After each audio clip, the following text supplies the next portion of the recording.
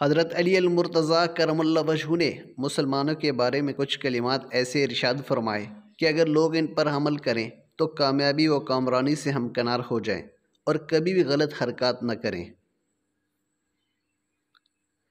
لوگوں نے عرض کیا، اے امیر المومنین وہ کون سے کلمات ہیں؟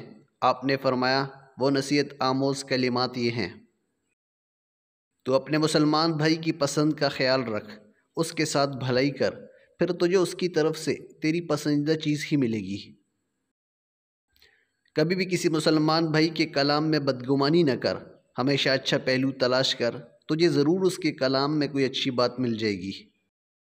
جب تیرے سامنے دو کام ہوں تو اس کام میں ہرگز نہ پڑ جس میں نفس کی پیروی کرنا پڑے، کیونکہ نفس کی پیروی میں سراسر نقصان ہے۔ جب کبھی تو اللہ عز و جل سے اپنی کسی حاجت میں حاجت براری چاہتا ہو تو دعا سے پہلے اس کے پیارے حبیب صلی اللہ علیہ وسلم پر کثرت سے درود پاک پڑھ۔ بے شک اللہ عز و جل اس شخص پر بہت لطف و کرم فرماتا ہے جو اس سے اپنی حاجتیں طلب کرے۔ پھر اگر کوئی شخص اللہ رب العزت سے دو چیزیں مانگتا ہے تو اللہ عز و جل اسے وہ چیز عطا فرماتا ہے جو اس کے حق میں بہتر ہوتی ہے، اور جو نقصان دہ ہو اسے بندے سے روک لیتا ہے۔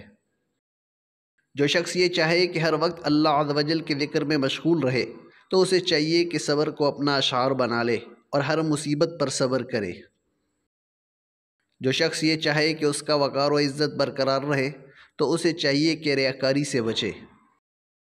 جو شخص قائد و رہنما یعنی سردار بننا چاہے تو اسے چاہیے کہ ہر حال میں اپنی ذمہ داری پوری کرے، چاہے اسے کتنی ہی دشواری کا سامنا کرنا پڑے۔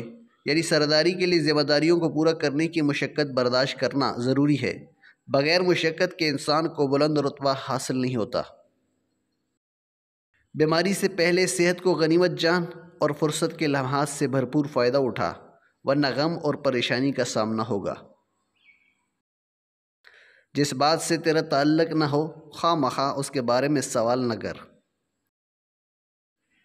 جو چیز تیرے دل میں کھٹکے اسے چھوڑ دے، کیونکہ اس کو چھوڑ دینے میں ہی تیری سلامتی ہے۔